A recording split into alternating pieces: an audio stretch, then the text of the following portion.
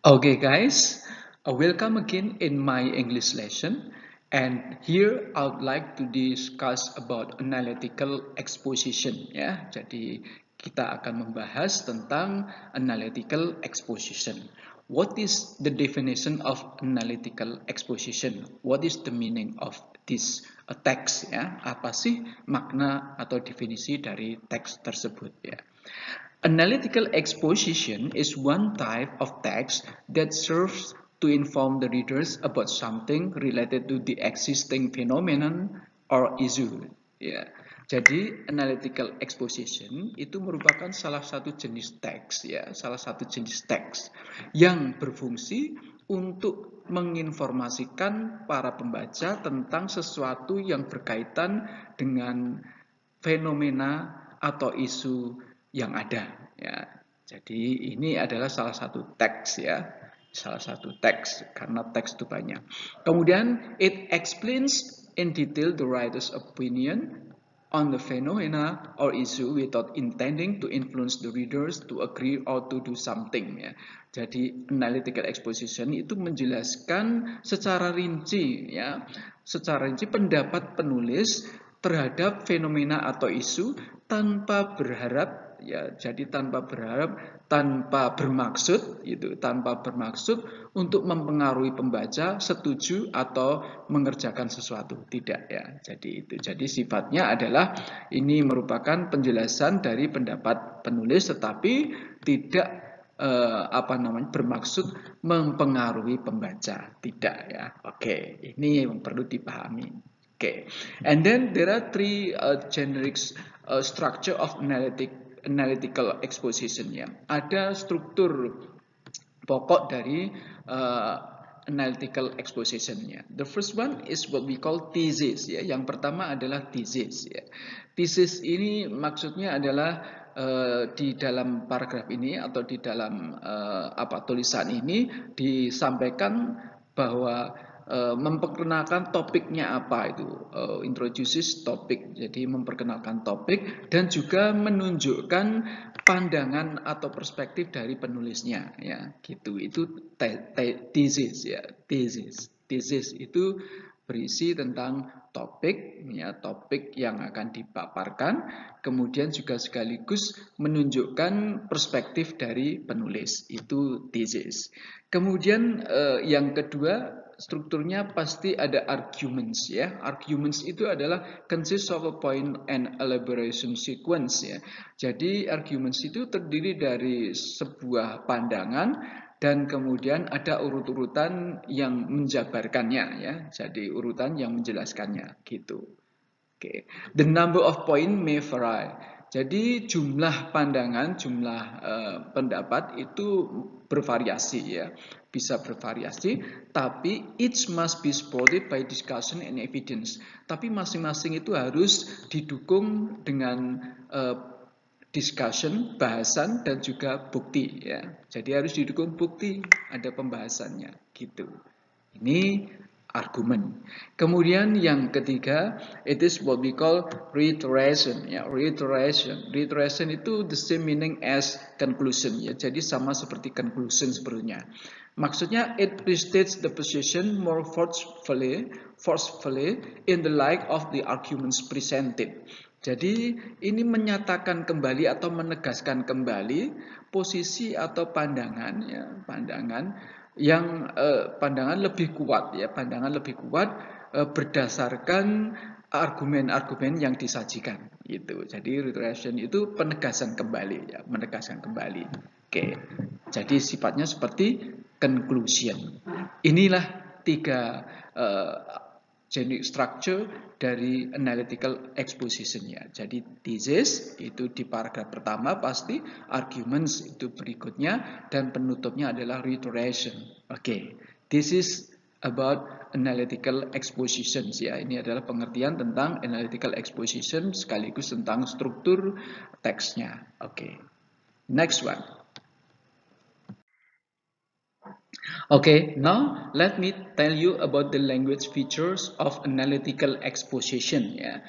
Di sini saya akan melanjutkan menyampaikan tentang sifat-sifat atau ciri-ciri bahasa dari text analytical exposition ya. The first one, this text is discussing fact in the present time, so we need to use simple present tense ya. Jadi text analytical exposition itu adalah membahas tentang atau menyampaikan tentang fakta pada masa kini atau pada waktu sekarang ya. Sehingga kita perlu menggunakan simple present tense. Sehingga kalimatnya nanti pakai simple present tense ya. Simple present tense ingat kata kerja bentuk pertama ya. Sudah kita bahas dulu. Kemudian kalau tidak ada kata kerja ya pakai is, am atau a ya. Seperti itu simple present tense. Jadi predikatnya pakai kata kerja bentuk pertama atau to be, is, am, a. Oke. The second one, since we need to deliver our opinion, we also need to use words that can be used to express what we feel or what we think of. Gitu.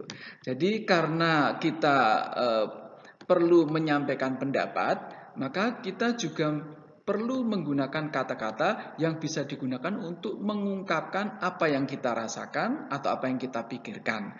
Misalnya kata-kata itu adalah experience, artinya mengalami, sim itu nampaknya, feel itu merasakan, artinya know mengetahui, think itu memikirkan atau menganggap, realize itu merealisasikan atau mewujudkan, sense itu merasa dengan indera kita ya, merasa dan sebagainya. Nah, kata-kata inilah yang perlu kita cermati.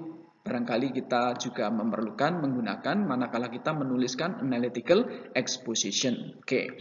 Yang ketiga, in delivering opinions, sometimes it needs to connect one clause to another one. Ya, jadi di dalam menyampaikan pendapat, pandangan itu kadangkala kita perlu menghubungkan satu kalimat dengan kalimat yang lainnya. Maka itu kita perlu conjunction. Kita perlu conjunction dengan aturan seperti ini penjelasannya. Kalau ingin menghubungkan itu untuk menambah gagasan atau untuk menambah pendapat, maka kita bisa menggunakan conjunction kata hubung seperti ini. In addition to, beside, furthermore ya, in addition to, dan lagi sama dengan furthermore ya sebetulnya sama ya. Beside di samping itu ya, selanjutnya itu furthermore juga ya. Itu kalau ingin menambah gagasan atau pendapat. Kemudian kalau Anda ingin membandingkan pendapat atau gagasan, itu bisa menggunakan conjunction kata hubung but, tetapi atau tapi, while sedangkan, vice versa sebaliknya. Vice versa itu sebaliknya, whereas itu padahal, meanwhile sementara itu, on the other hand ya, di pihak lain gitu. Di pihak lain atau di sisi lain. Ini adalah conjunction manakala kita mau membandingkan pendapat atau gagasan. Oke. Yang ketiga, conjunction digunakan to show sequence untuk menunjukkan urut-urutan. Jadi Anda bisa menggunakan first, then, next ya. Pertama, kedua, second gitu. First, then, kemudian next selanjutnya ya seperti ini ya. Itu urut-urutan penyampaian gagasan atau pendapatnya. Kemudian juga if you want to show cause and effect ya, cause effect ya. Kalau ingin menunjukkan sebab akibat ya Anda bisa menggunakan conjunction seperti ini. Misalkan as a result ya.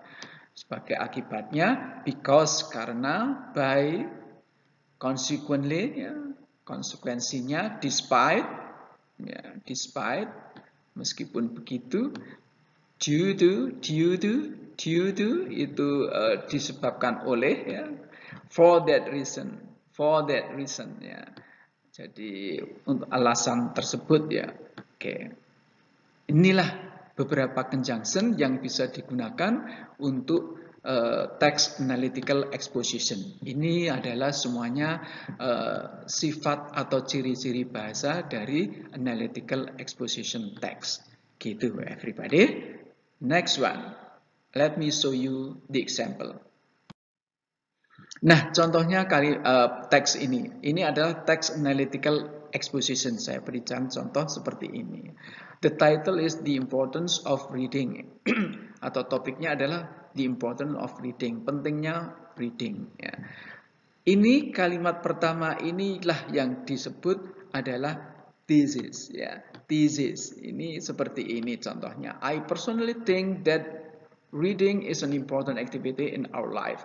Jadi ini adalah topik yang disampaikan, diintroduce, dikenalkan oleh writernya seperti ini. Seperti tadi, maka ini namanya thesis ya.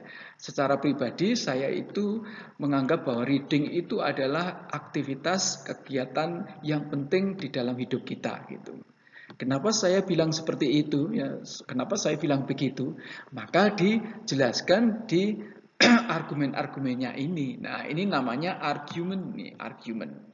Firstly itu adalah sequence-nya, secondly, thirdly, fourthly itu adalah sequence ya. Jadi opininya, pandangannya itu diberi urut-urutan ya, first, second, third, fourth gitu. Ini argumen-argumen. First, by reading we can get a lot of information about many things in the world such as science, technology, sport. Nah, ini adalah argumen yang pertama. Ini argumen yang kedua itu ya. Kenapa reading itu merupakan aktivitas yang penting dalam hidup kita itu. Yang keempat ini alasannya, yang ketiga ini alasannya, yang keempat ini alasannya, argumennya ya, argumennya ini. Oke, seperti inilah gitu ya. You can find what is it. You can read by yourself to understand the whole text here. I just want to show you what is it, the structure. This is argument, and then the last it is what we call what's that? Yeah, read reason or conclusion ya. Jadi seperti ini contoh. Based on the fact above ya. Based on the facts above ya, berdasarkan fakta di atas ya, di fakta-fakta ini, it is obvious that everyone needs to read books ya. It is obvious ya, jelas bahwa setiap orang itu perlu membaca buku, newspaper, magazine atau yang lainnya untuk apa? To get knowledge, news, information dan juga sekaligus entertainment, hiburan ya. Oke. In other words, we can say reading is truly important in our life ya. Sehingga dengan kata lain bahwa kita bisa sampaikan, bisa katakan bahwa betul-betul bahwa reading itu adalah penting di dalam kehidupan kita. Ini conclusion, read reason. Oke, it's that clear ya. Kemudian kalau Anda lihat language feature-nya, Anda bisa lihat ini pakai present ya, simple present tense, semua present simple tense ya, simple present tense ya. Anda bisa lihat. Kemudian menggunakan kata-kata kerja seperti ini, think ada kan tadi ya, kita gunakan think. Kemudian ada lagi enggak kira-kira selain think?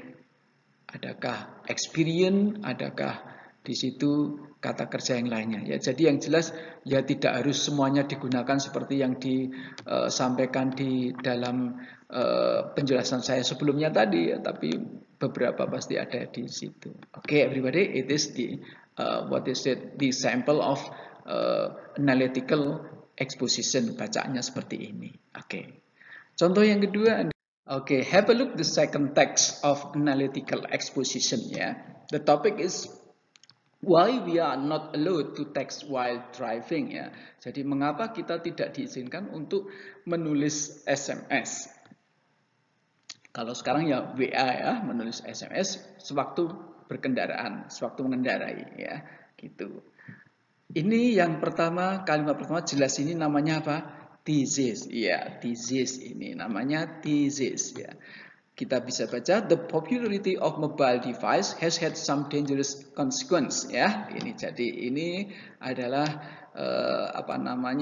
pandangan dari penulisnya ya, bahwa popularitas peralatan seluler itu telah menjadi konsekuensi yang membahayakan gitu ya, telah menyebabkan hal yang membahayakan gitu.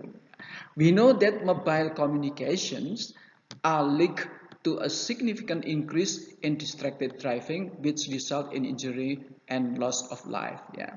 Jadi kita tahu bahwa komunikasi seluler itu terkait dengan peningkatan signifikan dalam gangguan mengemudi ya, yang mengakibatkan cedera dan hilangnya nyawa. Nah, ini adalah introducing the topic dan sekaligus memberikan the writer perspektif ya, pandangan penulisnya seperti ini. Kemudian didukung yang berikutnya tentu saja apa tadi namanya?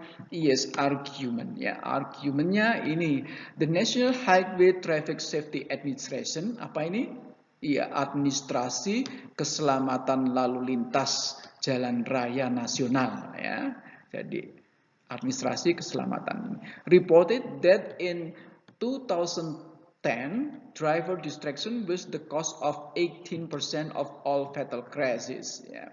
Jadi dilaporkan bahwa tahun 2010 ya itu driver distraction itu gangguan sopir itu ya, gangguan sopir pengendara itu menyebabkan 18% dari kecelakaan yang fatal ya, kecelakaan yang fatal dari semua kecelakaan fatal. Di sini menelan korban yang tewas 3.000 sekian dan crash resulting in injury dan kecelakaan yang mengakibatkan luka itu sebanyak sekian ribu ya, 416.000 orang itu luka. Oke, ini adalah argumen pertama kenapa mobile devices itu have some dangerous consequence ya gitu. Kemudian alasan kedua, the Virginia Tech Transportation Institution found gitu ya that text messaging creates ya. Jadi Institut Transportasi Teknologi Virginia itu menemukan ya, mendapati bahwa kiriman atau menulis SMS itu ya, mengirim atau menulis SMS itu mengakibatkan resiko kecelakaan 23 kali ya, lebih buruk daripada pengendara yang tidak terganggu dengan adanya SMS atau penggunaan seluler itu ya. Ini ya, jadi ini adalah argumen yang kedua. Oke. Kemudian argumen yang ketiga, 11% of driver aged 18 to 20, ya, who were involved in automobile accident ya. Jadi 11% pengendara atau supir yang berumur 18 sampai 20 itu terlibat di dalam kecelakaan kendaraan ya, otomobil. And survive admitted they were sending or receiving text when they crash itu. Dan selamat ya, survive selamat, mengakui bahwa jadi 11% pengendara yang usianya 18 sampai 20 tahun itu yang terlibat dalam kecelakaan kendaraan itu selamat ya, itu dan selamat mengakui bahwa mereka itu mengirim atau menerima SMS ketika mengalami kecelakaan, ya. Jadi ini adalah argumen dari pengakuan ini. So once again the three paragraph here, the three sentences here show the argument, ya, menunjukkan argumen itu. Kemudian yang terakhir kalimat ini penutup apa tadi namanya? Yes, reiteration ya, reiteration atau conclusion. Distracted driving endangers life and property and the current levels of injury and loss unacceptable ya. Jadi mengemudi yang terganggu dengan seluler itu tadi itu membahayakan nyawa dan harta benda ya. Dan tingkat cedera dan kerugian ini tidak dapat diterima. Nah, ini merupakan conclusion dari masalah ini, topik ini. Oke, this is once again analytical exposition text. Ini adalah contoh text analytical exposition. I think it's clear. You can give me a kind of question, atau if you have a question you can deliver to me ya. Okay. Thank you very much for your attention. Bye bye.